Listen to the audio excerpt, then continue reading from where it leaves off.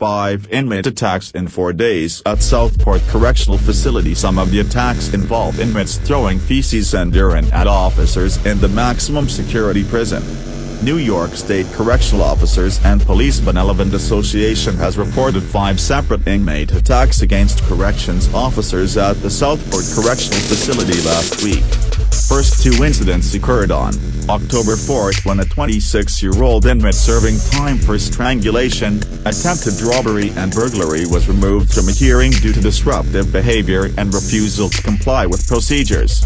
After being removed from the hearing room, he refused to walk to his cell, so officers started carrying him by the arms and waist.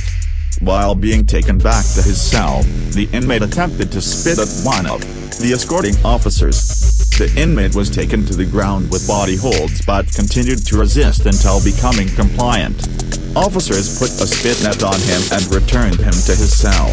Later that day, while an officer was delivering lunch, an inmate threw urine and feces at the officer through a cell. The inmate is serving a 12-year sentence for assault in Orange County and is now facing new charges.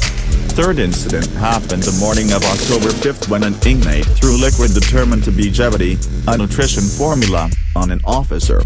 The inmate is serving a 15-year sentence for manslaughter in Monroe County. A fourth incident occurred on October 6 when an officer observed an inmate wearing unauthorized beads around his neck. After being told to return the beads to his cell, the inmate told the officer he was going to stick it up and became disruptive to an ongoing program. The inmate, who was already in rear-fastened restraints, dropped to the floor and was partially able to remove his restraints by getting his foot free. Officers placed leg strains on the inmate who spit an object onto the floor and kicked it away. Officers say the item was identified as a small, pen-like, ceramic scalpel blade. The inmate was observed to have a scratch on his wrist and the officers reported no injuries. The inmate is serving an 18-year sentence for manslaughter in the Bronx. A fifth incident happened on October 7 when an inmate threw liquid that smelled like urine at an officer. The officer reported no injuries and remained on duty. The inmate is serving an 8-year sentence for attempted robbery and grand larceny of an automobile in Genesee County. Brunswick County man and lottery winner who previously won $10 million in a scratch-off ticket in 2017 was convicted on Friday, May 27, for first-degree murder and possession of firearm by a felon.